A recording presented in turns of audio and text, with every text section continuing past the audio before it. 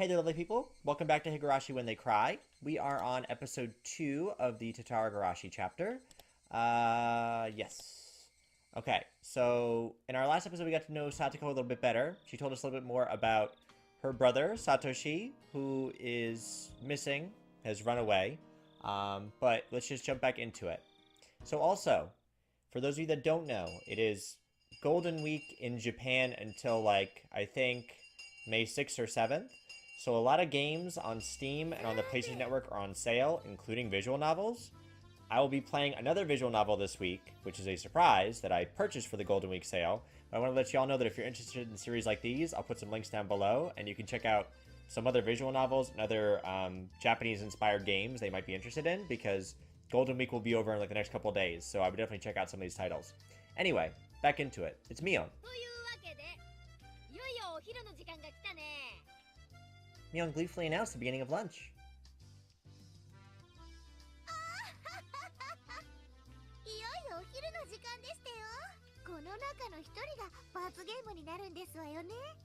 Ah, the punishment game. So we were having a bento box lunch competition.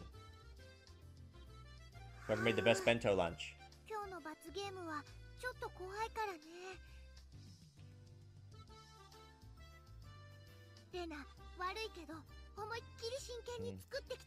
So the punishment for this game is whoever loses the competition has to tell our teacher, Chie, that curry sucks. And she's a big-time curry fanatic, and she will murder us. In Rena's case, I don't think she'd lose even if she was taking it seriously.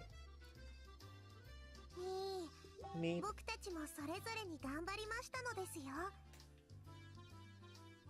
日はさとこもリカちゃんもそれぞれに別々に作ってきた。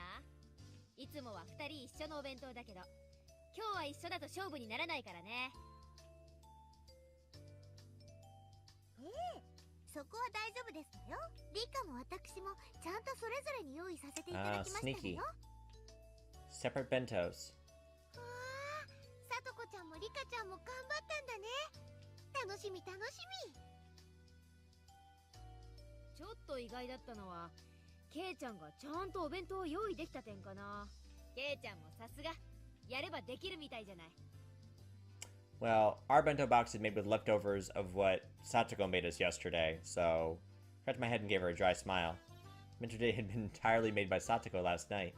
None of my personality. There wasn't anything there that they could praise me for. ケイチ君のお弁当はどんなだろ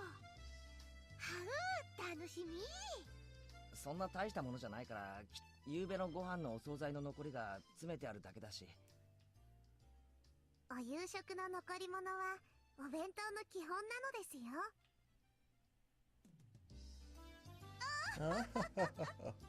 夕べのケイチさんのお夕食も分かって一石二鳥ですわね。Is it really better to hide the fact that Satoko came over and made dinner last night? Well, of course it was. If I revealed that I didn't make my own bento, I'd be sure to end up playing the punishment game. His punishment game was to stand right in front of the curry maniac, Chie-sensei, and say bad things about curry. It wasn't too different from telling someone to jump out of a 100th-story window. It's exactly the same as telling someone to die. Yeah, she will kill us. She will straight up murder us. 今日のお弁当勝負ってどうやって勝敗をつけるのかな。ケイチ君もちゃんと作ってこれたんだから、今日はこれで。Yeah, let's call it a draw. Let's just end it. 決着なんじゃないのかな。それもそうですわね。昨日の罰ゲームはケイチさんに自炊を促すための葉っぱみたいなものですし。ケイチもちゃんと作ってこれましたから引き分けなのですよ。My simple bento with last night's leftovers could have stood up to anyone else's bento that they made to win. Fully understood Satoko and Rika-chan's concern for me as they tried to end the showdown peacefully. But Mion, however, Mion will say no. Club President Mion Sonozaki would not be convinced by something like that. Nice try, assholes.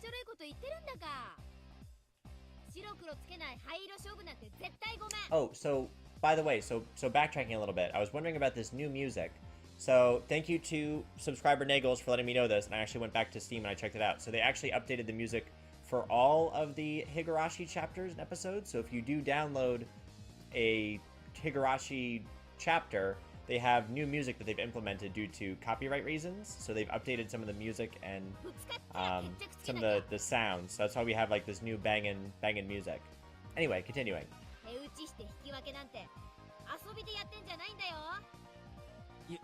言うと思ったぜ。勝負好きのミオンがこのまま終わらせる Battle lust. Your lust for blood. This was bad. At this rate, I was sure to be the sole loser. But, well, I didn't make this bento after all. Maybe I need to resign myself to my inevitable loss. ではミー、どうやって勝敗を決めますですか？相互採点じゃ公平な採点にならないからね。ここは公開審査と行こうじゃない。みんな全員集合。 Mion commanded everyone who had just started eating, using her club president voice. おじさんたち5人のお弁当を採点してもらうよ。ベスト3までを紙に書いて投票すること。いいかな？ Everyone in the class was used to being dragged into Mion's club activities. Yeah. Came the energetic voices from here and there. Everyone already knew that the showdown at this time involved an utterly fatal punishment game. They were all very interested in what would happen to whoever lost. Of course, they wanted the thrill of seeing someone terrifying. では、みんないいかな？まずは私から行くよ。それ。 Ta-da! In exaggerated fashion, Mion pulled the lid off her multi-tiered ornate bento box. Multiple cheers of joy erupted at the brilliant sight. すごいですわね。おせち料理みたいでしたよ。嘘だ。嘘に決まっ It てる。 has to be a lie. こんなのどこかの仕出し弁当の中身を移し替えただけにこんな純日本風な料理をミオンが Mion. その先ミオンが作れるわけがない。みーちゃん、このくらいは本気になれば作れるよ。めったに本気にならないけど。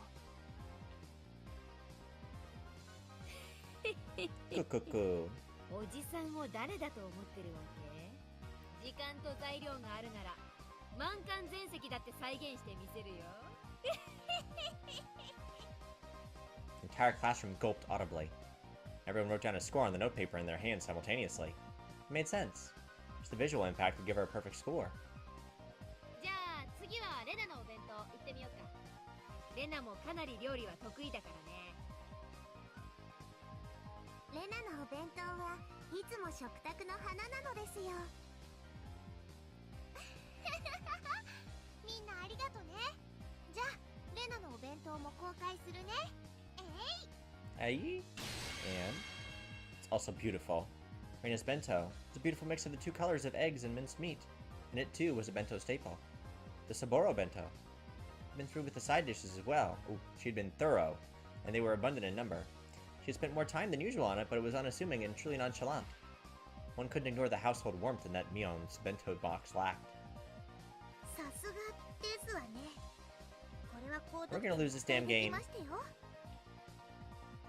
さすが。厳しめに見ても減点の余地は全くないね。相変わらず見事。 Once again, every one of the judges wrote a score in their notepaper at the same time. There seemed to be some who were revising their opinions when they compared it to Mion's score too. The whole classroom seemed split between Mion and Reina. Well, they've only had 2 so far. In everyone's face, it was clear that they all wanted to be tasting them rather than scoring them. では続いて僕たちなのです。では公開するでございますわよ。 Come to think of it, Satoko and Rika-chan ate with me last night at my house. It was impressive that they still made a bento. Both their bentos were clearly lacking compared to Mion's artfulness and Reina's perfection. However, because of that, you could sense from them how hard they worked. Toppings were a little on the rough side, but you could still feel that they tried their hardest. It made you feel a little biased, so that you give them more points. Few people struck by that just once again revised their opinions and wrote in scores on their notepaper. サトコもリカちゃんもよく今日のお弁当を用意できたもんだな。レナやミオンの出来には確かに劣るかもしれないけど、それを考えるとかなりすごいことだぜ。Satoko and Rika-chan glanced at each other and grinned happily. 実は内緒でございますのよ。くにょくにょくにょくにょ。 Mutter, mutter. Eh. What? Satoko told me I broke off from the others and secretly looked for my classmates' bento boxes. There, Tomita-kun and Okamura-kun's bento boxes. Took a quick peek inside and... half the contents were They stole the bentos. Half the contents were missing. Not bad. In the end, Satoko and Rika-chan hadn't made bento today. A bold move, they got Tomita-kun and Okamura-kun to share their bentos with them. おい、富田君、岡村君、何を条件に買収された？いきなり何ですか？ Cheating.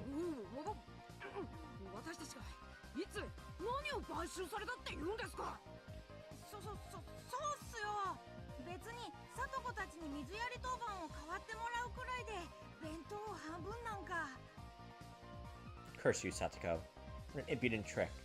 Satoko grinned, showing her fang-like canines, and laughed in triumph. あら、これはケイチさんに学ばせてもらった技ですのよ。 That's true. We have had those two boys do our dirty work before in the past. We can't really complain too much. なのです。 Heh, how naive. Buying them out with a water duty alone. They're men. If you're gonna buy them out, you need to do something a lot spicier than that. For example, like giving them free tickets to walk Satoko and Rika-chan around like dogs all day. With them on all fours wearing tails and with leashes around their necks. What is wrong with you, Keiichi Maibara? Why did your mind go to like that? They're children. Oh, that would be enough to get me to do anything. You're sick. As I was lost in my wild fantasies, Mion clapped me on the shoulder and called me back to reality. Damn, it was just getting good. Like, why would you want to walk two small girls around on leashes? Why would that get you hard? I don't understand.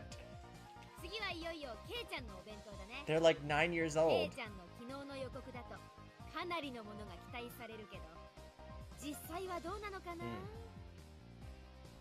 ケイチくんってやるときにはやる人だからね。レナ、今日はとっても楽しみにしてたんだよ。Let's see. We're all looking forward to it.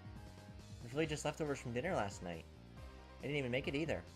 How was I supposed to stand up to Mion and Reina and the others? もうやけだ。見て驚くなよ。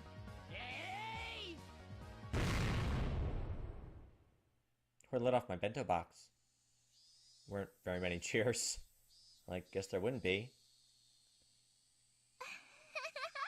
ケイチくんも精一杯頑張ったんだね。レナはその頑張りわかるよ。 Well, thank you for the pity, Reina. Reina. Thank you for that. 無理に褒めなくていいぞ。どんな具合ですの？ケイチさんにしては頑張ってる方ですの？まあその頑張りは認めてあげたいけどね。勝負は非常だしね。Mion's cold, mean laugh. It's like I spoke for everyone's opinion, just like that. ケイチくん、初挑戦なのにこんなに上手に作れたんだよ。みんなもっともっと評価してあげてもいいと思うんだけどな。でも勝負は非常なのです。さーてケイちゃん、採点結果を集計する前に何か申し開きがあるなら聞いておくけど。申し開きってなんだよ。 Oh, because we're gonna lose this ケイちゃん competition. がここで何かを訴えることでわずかな得点加算が望めるかもしれないってこと。何しろ今日の勝負はビリでさえなければいいんだから、うまくすればなんとか罰ゲームから逃れることがで Okay. きるかも So よ。if we wanted to win, we'd have to screw over Satoko or Rika in order to get more points, I guess. それって暗にケイチさんのお弁当がビリって言ってるのと同じことでしてよ。別におじさん、誰の弁当がビリなんて言ったつもりはないんだけどな。Kukuku. Mion cackled repulsively. In contrast, Satoko's smile was growing somehow awkward. All right. Bento was filled with last night's side dishes. Means it was basically a bento that Satoko made. Mion outright said it would come in last place. Oh, Satoko. みーち Poor ゃん、 feelings. ちょっと意地悪だよ。ケイチくんがかわいそう。レーナ、ケイちゃんも今日の弁当勝負は負けられないってあらかじめ知ってたんだよ。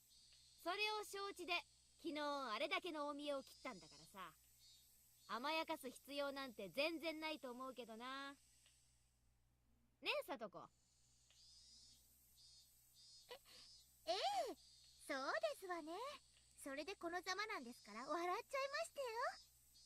Now Satoko's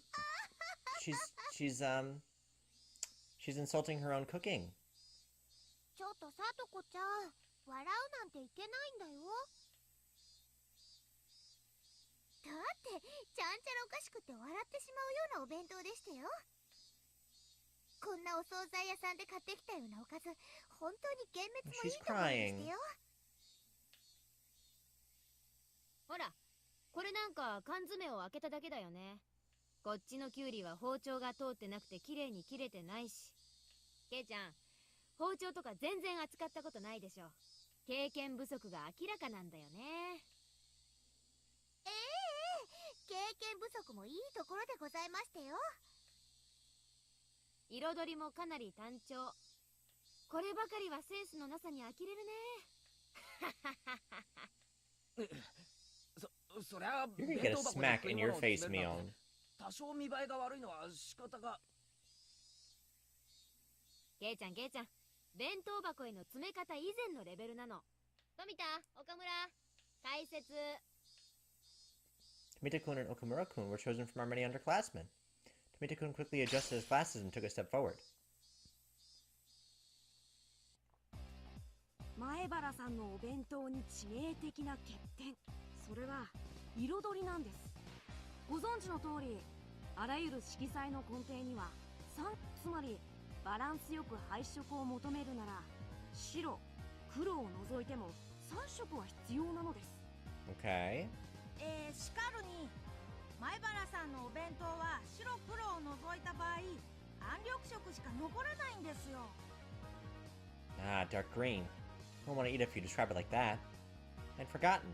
Tomita-kun and Okamura-kun have been bought out by Rika-chan and Satoko, so they're trying their hardest to let them win and make me lose, weren't they? Ah, what strong wills they have. It's charming if only because they were working so hard despite having been bought out. おかずも心のこもらないお惣菜や缶詰ばかり。つまり前原さんのお弁当にはお弁当の三大要素、愛、心、味のうち2つも欠けていると断言できるのです。 Classroom, convinced by the elucidation of the mystery they were thoroughly baffled with, raised mysterious groans of admiration. 愛もなければ心もない。決まったね、前原圭一。ちょっと冷たいけど、でもこれを機に圭一くんもお料理の楽しさに気づいてくれれば It's not い enough いのかな。 because we didn't make the food. We almost burned down our house actually. そんなことより罰ゲームが僕以外なら何でもいいのですよ。 Raina was giving a dry smile as well. 決まりましたわね、圭一さん。罰ゲームは圭一さんで決まりですのよ。 Not in such a vile manner, but she didn't look like she meant it.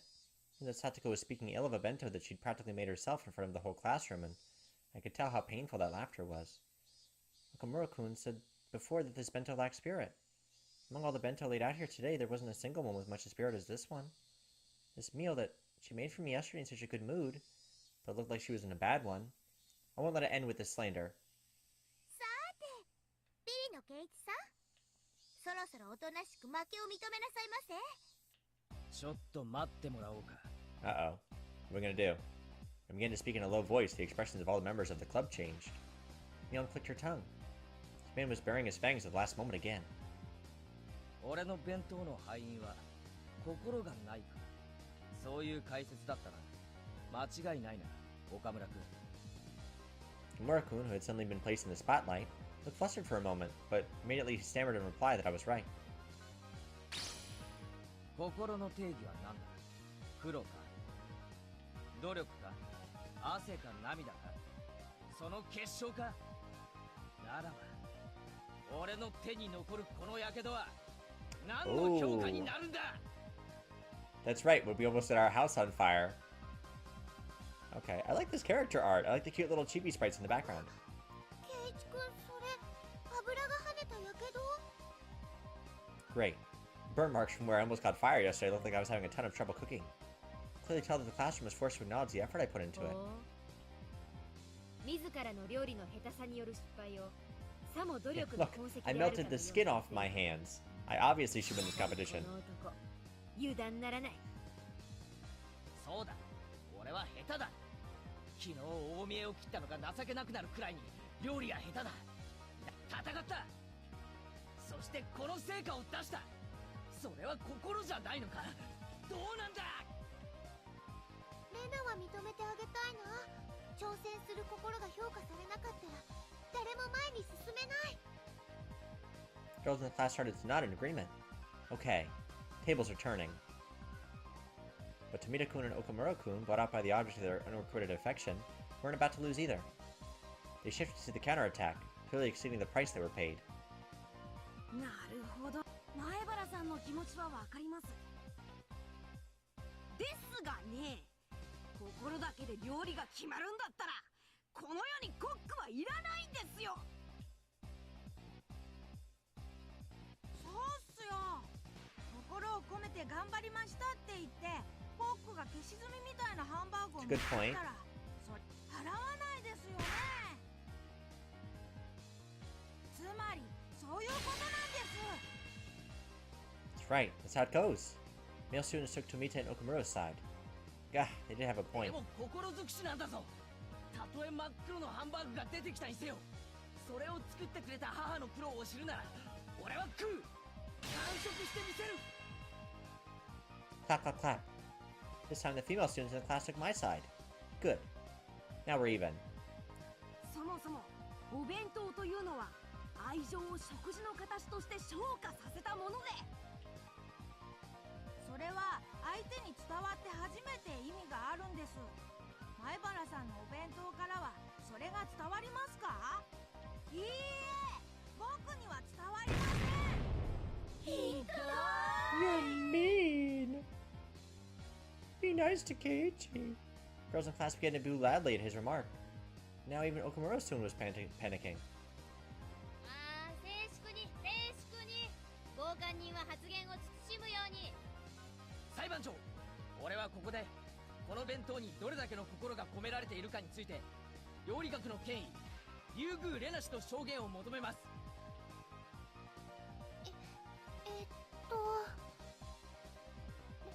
レナはこのお弁当には心がこもって Thank you, ると思う Reina. な。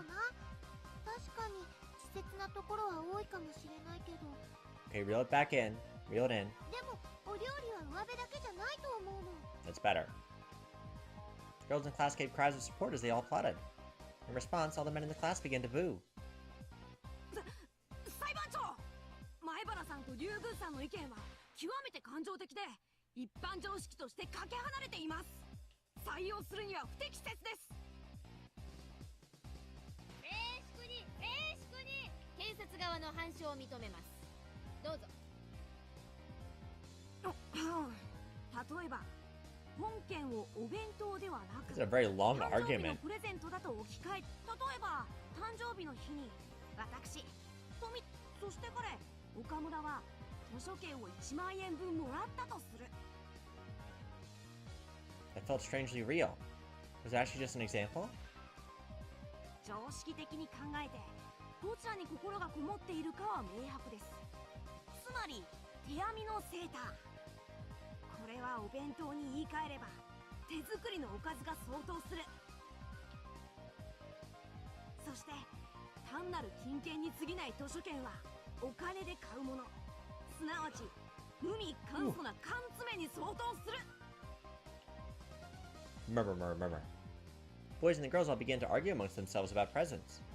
They were all talking about what they received as presents of the past. Damn. Tomita-kun, he changed the subject into something that could easily grab everyone's attention.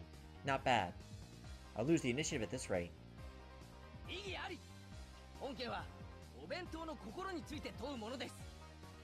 誕生日のプレゼントという特殊な状況とは全く異なります。却下します。検察側、続けなさい。 Damn. さて、ここで大事なのは送り手の心と受け手の心は全く違うという点です。皆さんの目の前に実際に手作りのちょっと左右の竹の崩れてるセーターと1万円分の図書券が置かれていて、どっちがいいと聞かれたら図書券でしょ。1万円ですよ、1万円。コミックスが何冊買えるか計算できますか？十数巻程度の単行本なら即座にフルコンプ可能です。愉快で面白おかしい漫画が何十冊。これによって癒される心の至福とセーターでは比べ物にならないのです。 Yeah, if it's a very nice sweater, though. Boys unanimously praised that with applause. Materialistic brats. Ugh. But all guys that age are like that. Even I would choose a gift certificate over the sweater in that case. Wait, weren't you guys the ones that said it was about love, spirit, and taste right at the start? And the taste trump all. That's the stance that we're taking now. 以上より送り手の心と受け手の心には何の因果関係もないことが立証されたと思います。つまり前原さんがどれだけ苦労してお弁当を作ろうとも、それは私たち受け手が採点に手心を加えるものにはなり得ないのです。それは詭弁だぞ、富田君。 Your sophistry? 心は確かにある。それが伝わるかどうかは受け手の問題だ。 That's right! 味が全てだ。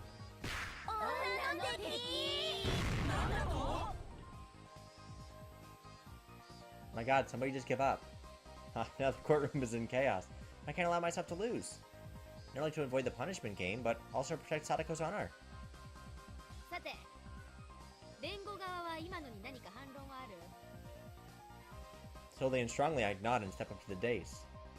Tomita-kun, Okamura-kun, do you two really think you can beat me with mere words?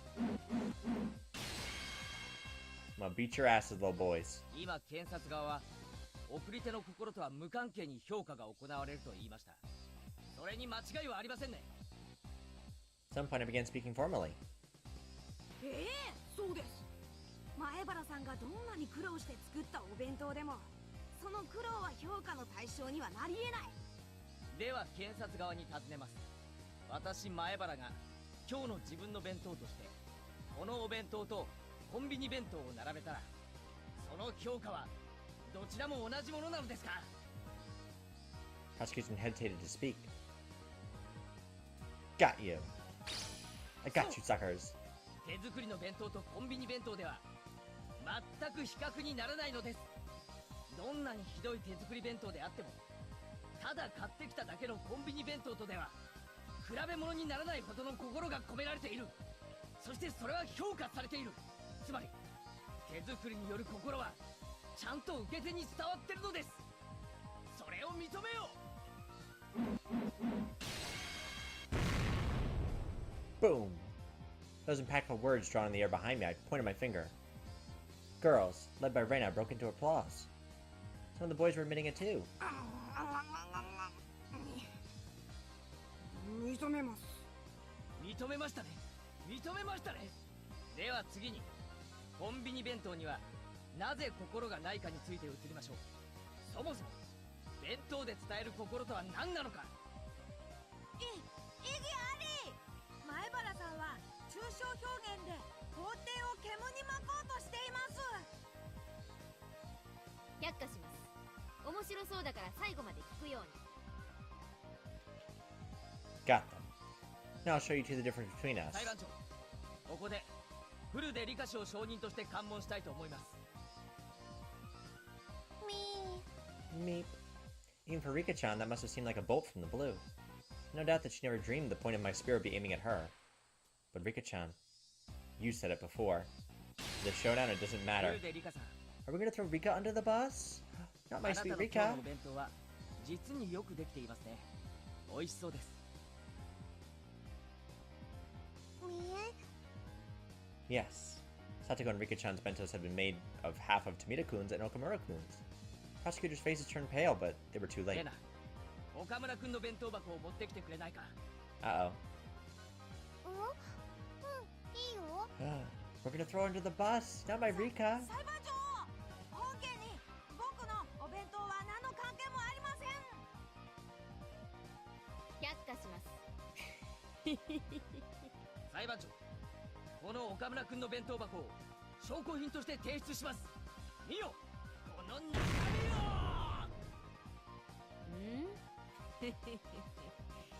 半分しか入っていないね。半分かどうかじゃないでしょう。もっとよく見てください。ほら。ああ、全く同じ内容だ。裁判長、見ての通りです。フルでリカシのお弁当は岡村君の盗品。そんなものに心がこもってるわ I け didn't がな want い。 to throw Rika under the bus. I love Rika. いや、これは単なる偶然で。もう明白でしょう。心とは送り手と受け手のキャッチボールならば、弁当箱はボールに当たるのです。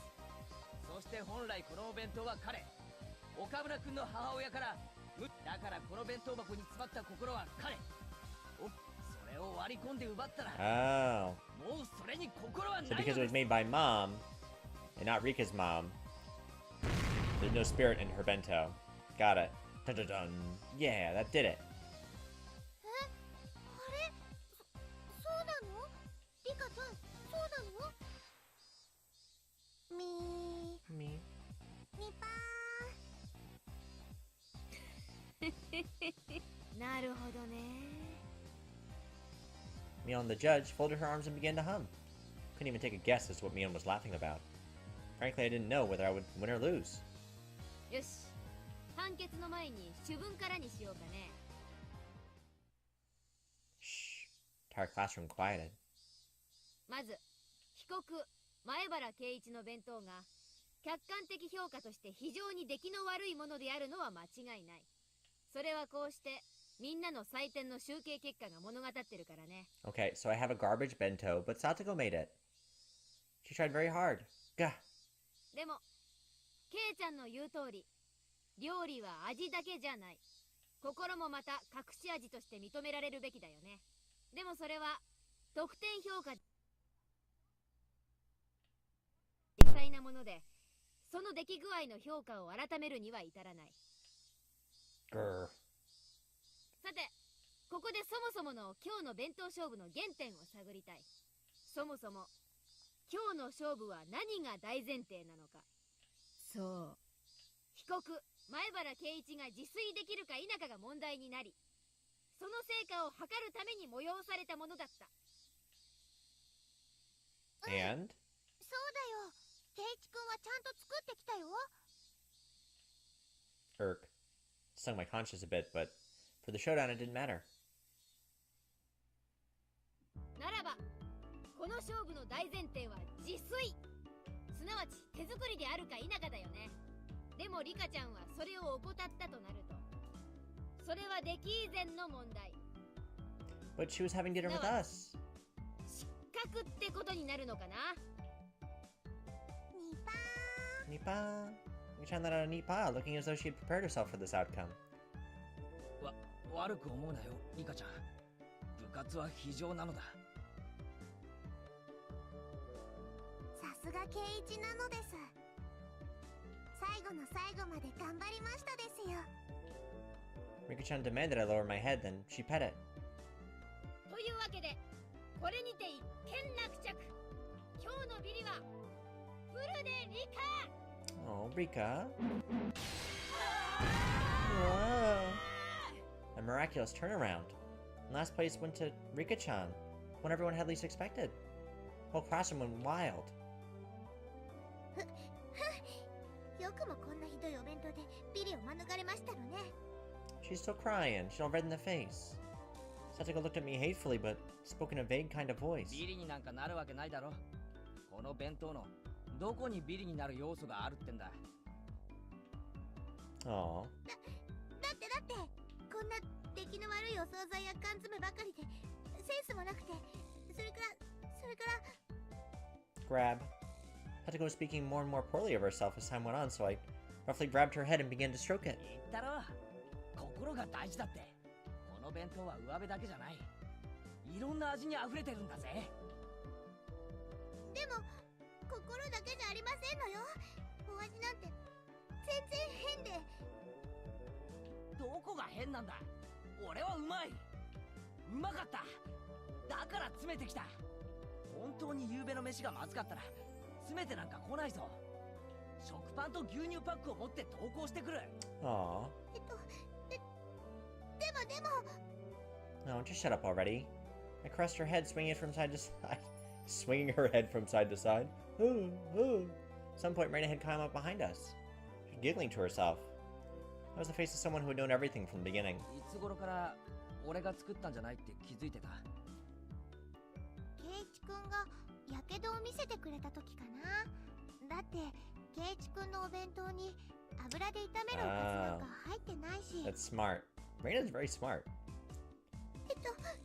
レナさんは何か誤解してるではございませんの？私は別に何も。あれ？このお弁当、さとこちゃんが作ったんじゃないんだ。じゃあやっぱり圭一くんの手作りなのかな？じゃあ圭一くんの手作りなんだね。Raina smiled roguishly and turned from Satoko to me. きゅうりとかを切るときは包丁をほらこんな感じで引くの。彩りなんかはね、お野菜を上手に加えるといろいろ表現ができるんだよ。 The lecture was clearly not meant for me. でも前に見せてもらった時よりもずっと上達してたよ。ちゃんとお勉強してるんだね。きっとこの調子ならもっともっと上手にお料理が作れるようになるよ。Raina's so good. She continued saying words clearly meant for Satoko while facing me instead. Satoko was wearing an ambiguous look and couldn't even nod her head at her. とにかく誰が何と言おうと俺は今日の弁当を気に入ってるんだ。今日ばかりは誰にも分けないからな。俺が一人で全部食う。あ、ケチなんだ。レナも食べてみたいな。 As we were going back and forth, Satoko rubbed her eyes as though she was drowsy, then announced to Mion and everyone else. 私も実は富田さんにお弁当を分けてもらいましたの。バカ、工場、なんで言っちゃうんだよ。 She kept it a secret, then at least she would have been saved. Mitakun looked at her with an expression filled with regret and surprise. そうだったの？本当？ありゃー。 Mion spun her finger around, then pointed to the hallway, sending Satoko to the punishment game as well. Satoko left the classroom behind her, completely prepared as though she was going with Rika-chan on an errand. 理科だけに行かせられませんわ。地獄の底までお付き合いしましたよ。 To the very depths of hell. You're so good, Satoko. そんなとこまでついてこなくていいのですよ。まったく圭一さんも嫌味ですわね。理科だけを晒し者にするなんて本当に意地悪な人でございますこと。 I was trying to save Satoko's bento box. I didn't mean. I couldn't just return Satoko's kindness with malice. ね、本当にさとこはおバカさんなのですよ。 Rika-chan spoke so long I could hear, grinning happily. では、そろそろ行きましてよ、リカ。罰ゲームも部活メンバーの務めでございますわ。 Satoko seemed awfully happy, not frustrated in the slightest like she always was when she lost. Damn. Rika-chan's right after all. Everyone here is a moron. ミオ、俺も白状するぞ。今日の弁当は俺が作ったんじゃない。俺も同じだ。だから行ってくるぞ。罰ゲーム。 So just send half of us out to do the punishment game, I guess. ケイちゃんまで？ Everyone's going to do the punishment game. どうなってんの？頑張ってね、罰ゲーム。救急箱を用意して待ってるからね。 I'll get the first aid kit ready. あらかじめ救急車の手配を頼む。場合によっては霊柩車だな。 Leaving a bewildered Mion and a happily smiling Reina behind in the classroom, I went to the hallway. 何やってるんですの？せっかく買ってたのに。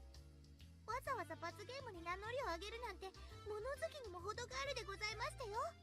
そうだな。物好きにも程があるぜ。まったく今日の罰ゲームを甘く見すぎですのよ。私たちならともかく圭一さんじゃ大変なことになってしまうかもしれませんわね。肋骨の1本や2本の覚悟は終わりでしょうね。肋骨は痛そうだな。俺、痛いのはダメなんだ。Guess we'll ケイ see. さんはおとなしく私の相槌を打っているんですのよ。私と理科でうまくやりますから。まったく罰ゲームの面倒まで私が見なくちゃダメなんて。まったく。 I already knew that her pouty behavior was a sign that she was actually in a really good mood. So it made me want to smile, な even though we were marching to our 俺 deaths. さ、野菜炒めが食いたいんだけど、さとこ作れるか？はまあ頑張ればできないことはありませんわよ。上手に作れますですよ。さとこの野菜炒めは大好きなのです。 She was needy at first, but when she got assurance from Rika-chan, she turned back and looked at me with more confident eyes. じゃあ決まりだな。今日学校が終わったらいろいろ買い物に行こうぜ。俺じゃあ何を買えばいいのか全然わかんないし。それもそうですわね。 Oh yeah, I guess our parents are going to be out of town for a while, so we're going to have to... スーパー we're で gonna need to お買い cook 物 for なんて ourselves. まだまだ早いでしょうし。 So let's just have Satoko cook for us. 私が見てなければ不安ですからね。そのさとこも僕が見てないと間違えたお買い物をしちゃうんじゃないかと不安なのです。 I'm the same way when I go to the grocery store with my husband. I'm like, let me walk with you, because otherwise you're going to come home with the wrong shit. You're going to come home with 20 boxes of fruit gushers instead of the gallon of milk I asked for. Sometimes you gotta watch people. Conversation continued as we walked until we arrived before the door to the teacher's lounge. さて、罰ゲームなんかちゃっちゃと済ませて、今晩の献立の話でもしようぜ。Rika-chan gleefully grabbed onto my arm. In turn, I pulled Satoko to me, grabbing her shoulder with my other hand. 死ぬときゃみ We'll んな be 一緒だぜ。 together in death. 誰も一人でなんか死なせない。みんなで一緒です。誰も一人でなんか死なせないのです。 Aww. 不謹慎な話ですわね。私はそんな物騒なのごめんですわよ。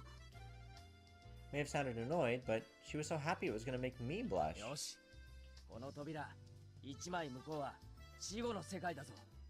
みんなで戻るぞ。みんなでだ。ええ、みんなでですわよ。では、行きますわよ。 Godspeed. Slam. Curry fucking sucks! Opened the doorway to the world of death. Like she did every day, just as the sun rose in the eastern sky, Chie-sensei was eating curry for lunch. Your curry smells like dog ass. The store brought, but she made a point of eating a different brand every day. あら、前原君に古出さんに北条さん、どうかしましたか？ She appeared to be in the middle of a moment of supreme bliss, her mouth full of her beloved curry. And we were to pick a fight with her? What a crime this punishment game would be. However, it was what we had to do. For that was the rule of our club. Three of us held each other's shoulders tightly once more. じゃあ行くぜ。いいか。いいかじゃありませんわ。圭一さんはおとなしくしてるんですのよ。すべて私と理科でやりますから。私に今だけ命をお預け遊ばせ。ファイト、おーですよ。あなたたち？ん？ Hmm? I can see 2 or 3 question marks popping up above the teacher's head. Alright, Satoko. This is the only time I'll trust you with my life. Because I'll be shutting my eyes tightly and only thinking about what we'll be having for dinner. Leaving it to you. Satoko inhaled deeply. And so... やーい。カレー独身貴族、ニンニク臭いぞ。 That's not the thing to say. Oh my god. What? How will you ever smooth that over? And now we're dead in like chapter 2. You smell like garlic and you're single. You old hag.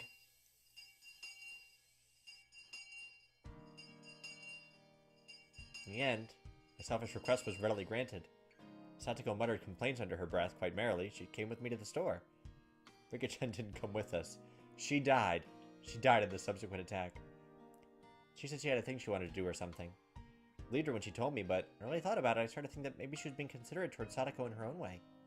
Without Rika-chan here, Satoko was prouder and more loquacious than ever. The $10 word, いいで loquacious. すこと。スーパーというものにはタイムサービスというものがあるんですのよ。例えば野菜炒めに欠かせない豚肉ももう少し待つと半額にまで下がるんですの。お肉やお魚は鮮度が下がったら売れませんからね。 Smart thinking, Satoko. お店も売れ残さないように土壇場では安くしてくれるってわけな。もちろん百戦錬磨の主婦の皆様もそれを熟知していて、こうしてサービスタイムが近づいてくると。 I wasn't really listening to her, but she was telling me all this quite proudly. Every time I seemed surprised at something or made an affirmative grunt in place of conversation, Satoko would say, "You don't know anything, do you, Keiichi-san?" Smiled very happily in spite of her complaints. She led me by the hand to all sorts of stalls, one after another. She was in such a supreme mood that just being with her cheered me up. Really being pulled into Satoko's pace was a lot of fun. おい、どうせならこっちのお得用パックにしようぜ。お、こっちのチーズ入りにもかなり惹かれるもの Cheese. が。 Who doesn't love something with cheese? I eat cheese in everything. 圭一さんは経済観念が欠落しすぎですわ。ご覧なさいませ。予算オーバー。お金が足りないのですわよ。 Satoko pushed a handful of receipts in my face. Pfft. Why can't Satoko do these kinds of mental calculations when she's at school? そう、ノーマルは腹いっぱいたくさん買うか、ワンランク上のチーズ入りをつつましく買うか、これはかなり悩む。おとなしく量を取りなさいませ。年頃の男の方は質より量を取った方が賢明でしたよ。チェ、サトコは厳しすぎだよ。質も量も両方取りたい、この男心がなぜわからん。男心でお財布は膨らみませんのよ。まったく。I 未 swear. 練がましくガラスに貼り付かないんですの。 After enjoying ourselves in such an exchange, we started to hear energetic voices coming over by the butcher we visited earlier. I could see a handful of housewives flooding the place. They're all waiting for the meat. いけませんわ。 They're all waiting for the meat. 早く行かないと半額豚 Been 肉 there. がなくなってしまいますわ。あいてててててて、引っ張るな。襟首を引っ張るな。Satoko really seemed like she was having fun. She looked like a kid who had grabbed her family's hands while running towards an amusement park attraction. In the end, the bag of pork we obtained was so normal that it almost hurt, but I knew that it would taste absolutely delicious. The cicadas had come out at some point, and the Higurashi were singing in chorus. The air was so clear and it felt so good. Our silhouettes stretching out on the ground made for a really wonderful picture. We'd filled our bicycle baskets to the brim with our shopping bags. They only contained ingredients and various other foodstuffs. Even so, every last thing packed in them sort of looked really happy and made me feel really happy in return. 夕食の買い物ってのもおつなものだな。晩飯が楽しみになるっていうか、待ち遠しくなるっていうか。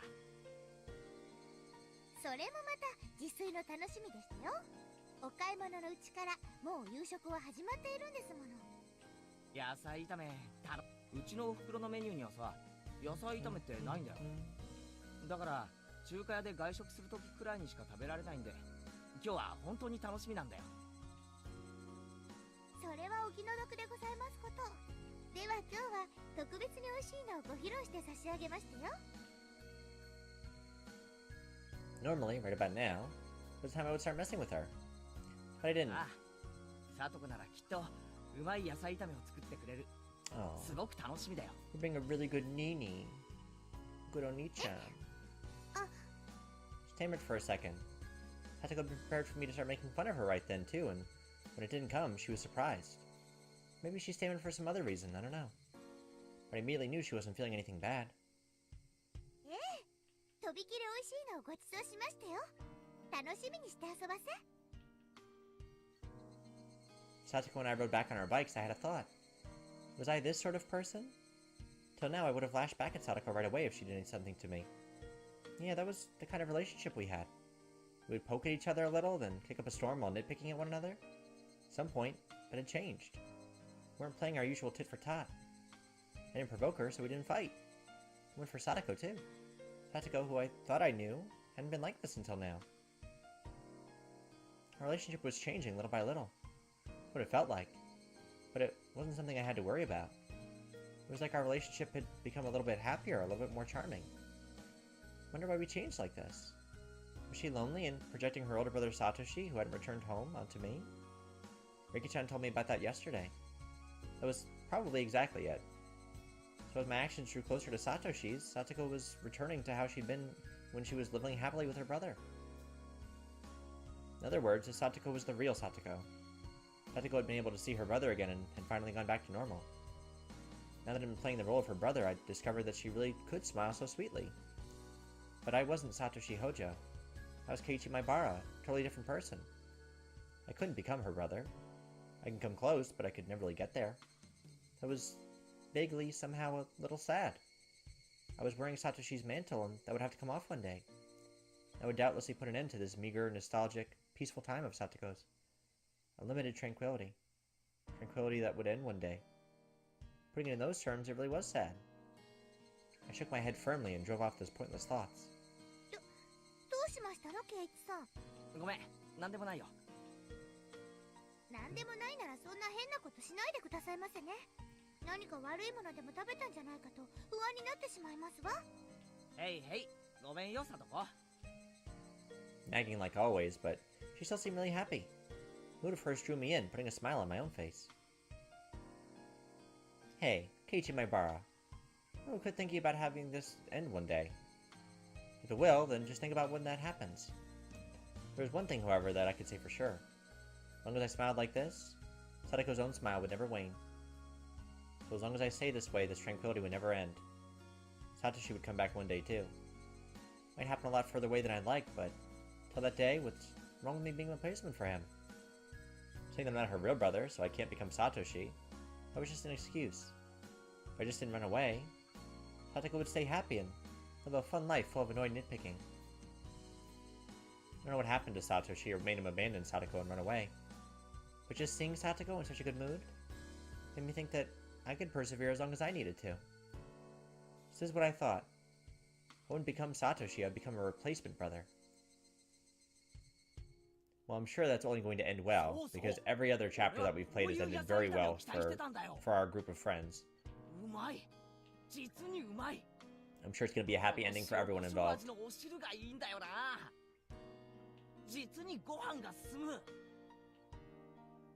ほらほらケイイチさん、こぼしてますわよ。そんなに焦って食べなくてもご飯は逃げませんのよ。いや、逃げるぞ。出来たてほやほやの最高の味はできた瞬間からどんどん逃げていくんだ。サトコが100美味しく作ったものなら、俺はその100を丸々味わう義務がある。それがクーガーのマナーってもんだ。それはお気持ちだけで十分ですわ。ですからもっと落ち着いてご飯をお食べなさいませ。そうだな。悪い悪い。No insults here. I meekly scratched my head, then put down my chopsticks and laughed along with her like it was funny. I ended up doing most of the eating. Satoko was barely taking a bite. She seemed satisfied just by watching me enjoy the food so much. Whenever I filled my mouth with more of her delicious meal, Satoko looked glad. And let me enjoy the food even more. In this way, she kept smiling happily the whole time. Looking at her made me really happy as well. Time passed, softly and gently. Before, I would have gone back and forth hurling insults with Satoko. In other words, we would have gotten into a fight right away.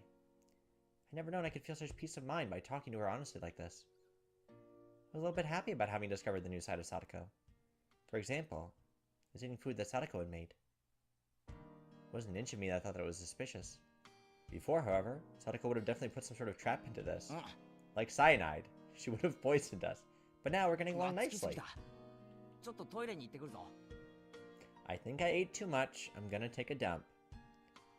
ちょっとケイイチさん、お食事の最中におトイレに行くのはマナー違反ですわよ。Don't tell the little girl that you're gonna go take it down. じゃあ、なんて言えばいいんだ？接近か？川屋か？お便所か？ Satoko looked down, her face bright red, and pointed down the hallway as if to say, just go already. Oops, my old habit seemed to have come back.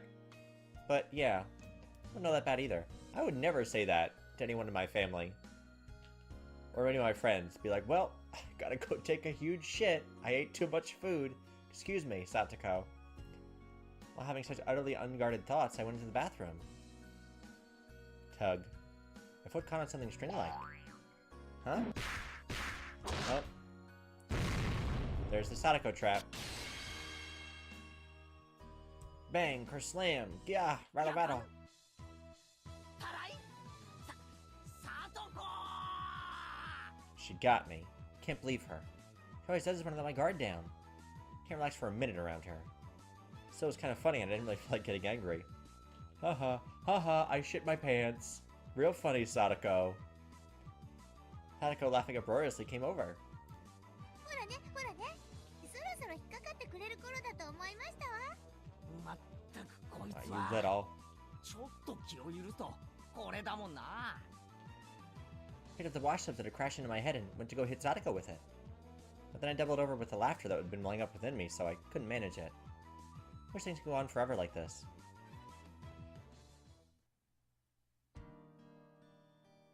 Not like I was having the most fun since coming to Hinamizawa or anything, but it was probably the first time that I'd spent my day so simply and comfortably. It wasn't worth much, it was only a few hours after all. As an only child, it was my first taste of having a sibling. Just washing dishes with her felt really nice. Side by side we washed, with the experienced Sadako doing most of the work as I threw in appropriate words to add to the conversation. It seemed so commonplace, yet so mild and warm. Maybe I'd felt this kind of warmth before too in the past. I think I've stood next to the sink with my mother when I was like this when I was little. Made me feel nostalgic when I remembered it. The same sort of slow, easy time. It was tranquil. Such a quiet tranquility with that the fact that I wasn't uneasy about anything itself almost made me uneasy.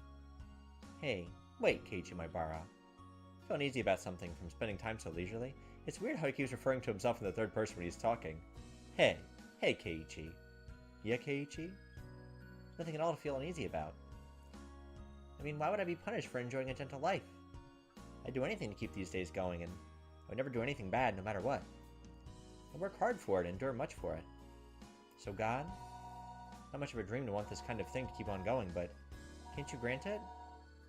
Who's calling us and interrupting our happy time? あれは電話の音ではありませんの？こんな夜更けに誰でございましょう？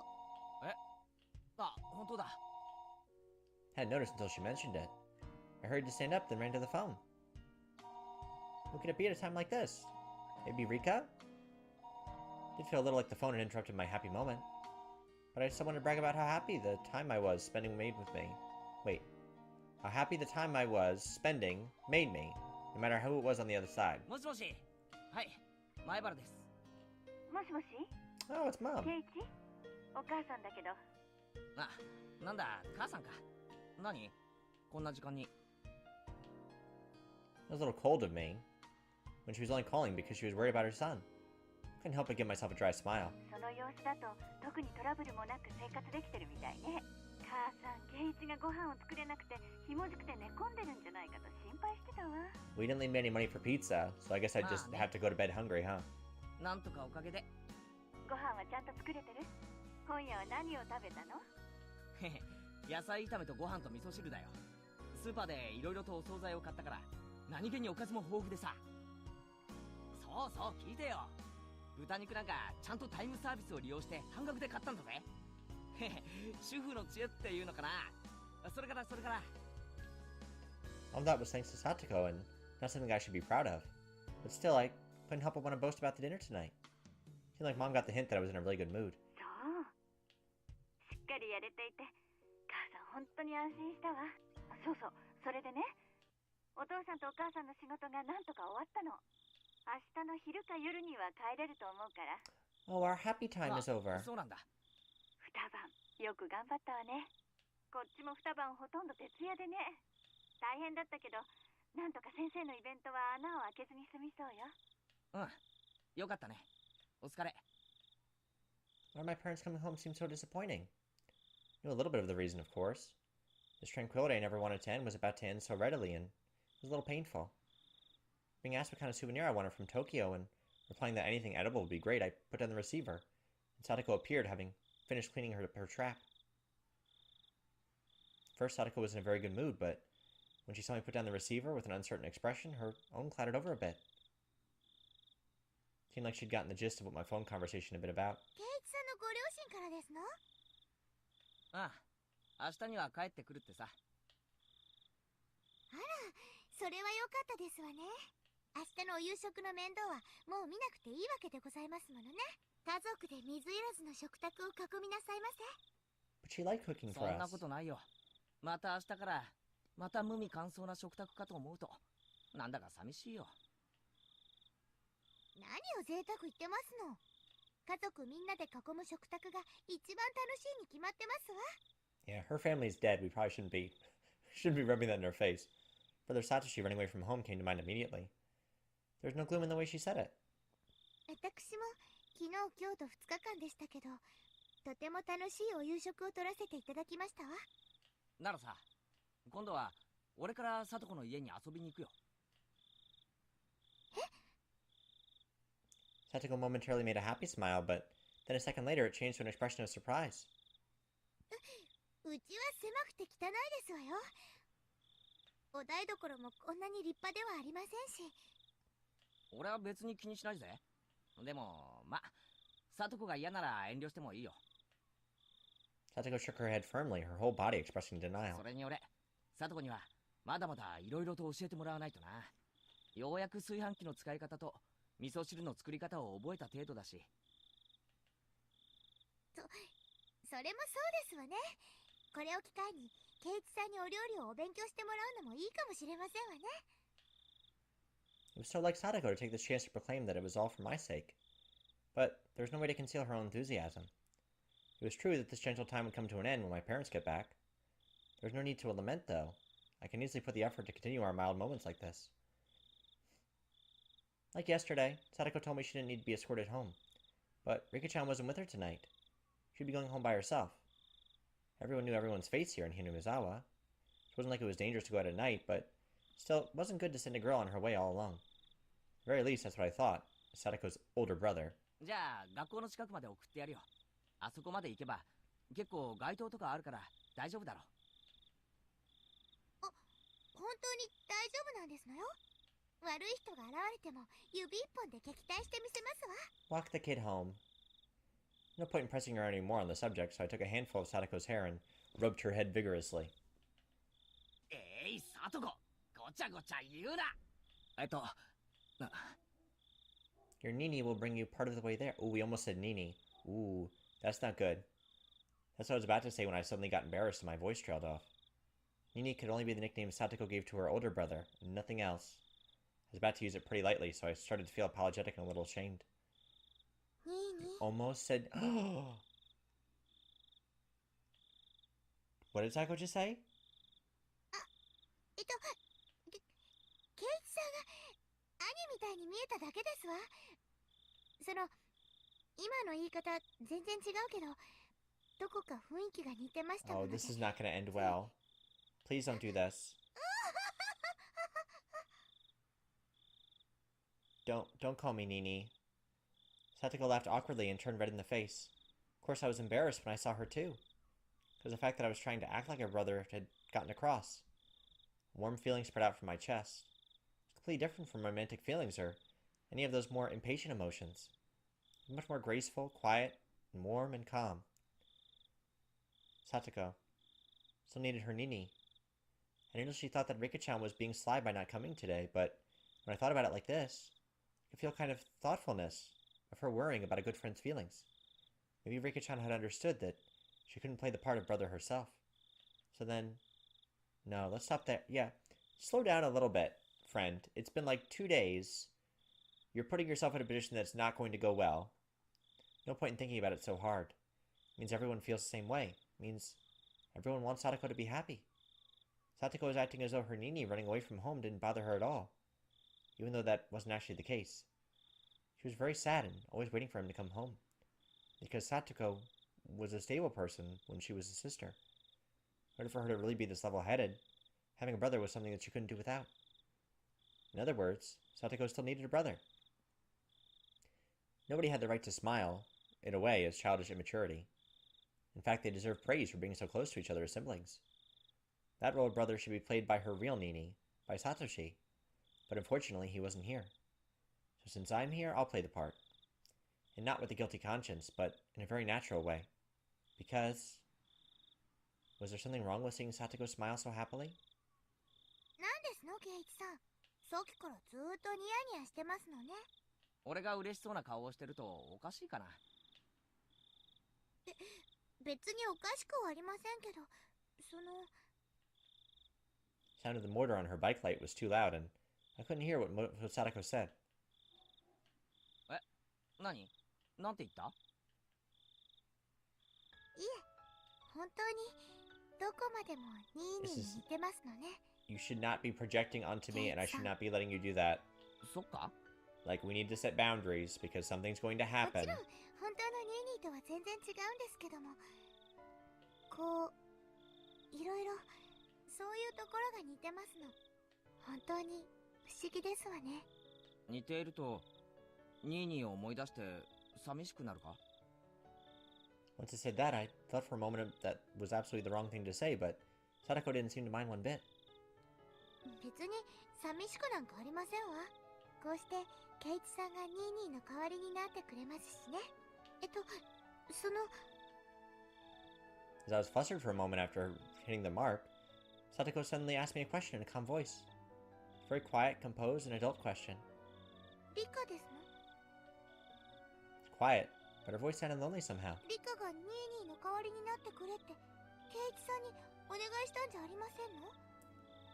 そう思うのか？気を悪くしないでくださいませね。リカって私には変に気を使うんですの。私はそんなに気にしていないのに。I could say for sure that at least was a lie. Yesterday and today, Satoko had been so happy spending time like this with me as siblings.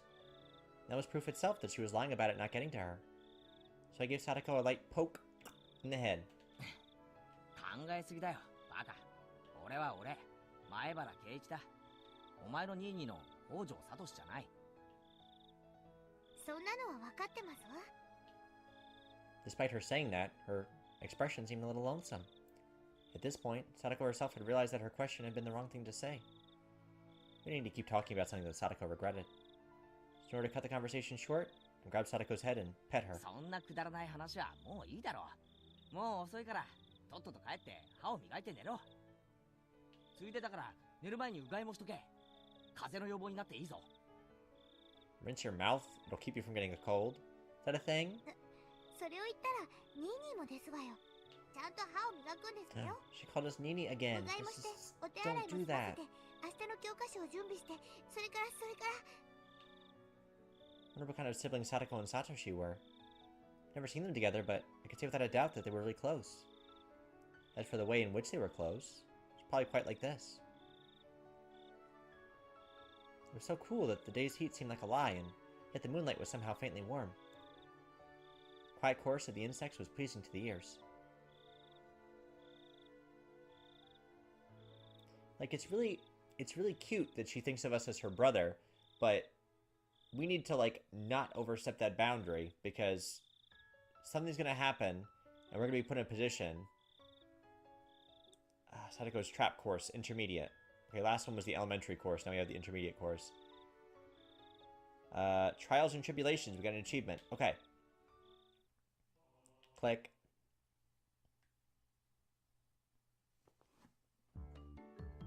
I could see Tomita-kun and Okamura-kun walking over to the gym storehouse. They need to get the bag of lime used to make the lines on the court for our next gym class. They were on duty today after all. But in that storehouse, a terrible trap was awaiting them. トラップって仕掛けた側から見ると本当にハラハラするな。I left her laugh. もその醍醐味がわかるなら素質がありましたよ。Two of them fumbled around with the gym storehouse's lock. Oh? What's this? Okamura-kun pointed at the part of the door and started whispering to Tomita-kun. Then realizing something, they both jumped away from the door. お、サトコ、バレたみたいだぞ。失敗か？あの二人が入り口のトラップに気づくのは計算済みですわ。そして次にどういう行動に出るかももちろん計算済みですのよ。They're gonna turn around and run right into the spike pit. According to Satoko, after they noticed the suspicious trap on the door, they'll go around and try and get in through the back window. Just as she'd prophesied, they went around to the back. And just as she'd prophesied, they climbed up and opened the window and tried to sneak in. お、すげえ。サトコの読み通りだぞ。あ、かかった。 Poof, poof. explosion of pure white lime burst out from the window. After a few moments, the two of them managed to crawl away from the window, both of them completely white. この瞬間がたまりませんわね。蜜の味でございましてよ。いや、しかしよくかかったよな。あんな器用なトラップ。富田くんが窓を登るとき、どこに手を置いてどこに足を置くかとか、どこへ飛び降りるとか。いいですこと、ケイチさん。トラップの第一歩は相手の観察から始まりますのよ。相手の行動パターンを読み、相手ならこの時こう動くというのを綿密に読み切るんですの。そうすれば必要最低限の仕掛けで最大の効果が狙えるトラップが仕掛けられますのよ。 For her to finish. When I think of it, before Satoko read the final move at that final moment earlier, Mion had given her high praise, saying she had the makings of a genius. トラップは読みが全てってわけか。 She is very じゃあつま smart. り過去に俺が引っかかってきたトラップもみんな俺が読まれてるから引っかかってたってわけか。私なりにケイチさんの行動パターンを読み切っているからかかるんですわよ。だからケイチさんがある日突然いつもと違う癖やいつもと違うパターンになってしまったらかからなくなってしまうわけですわね。 Bragging that she can anticipate everything I do. That's kind of mean. よーし、じゃあさ、なんかゲームをやってみろ。サトコの読みが当たるかどうか試してみろよ。いいですわよ。ケイチさんは特に読みやすいですから朝飯前でしてよ。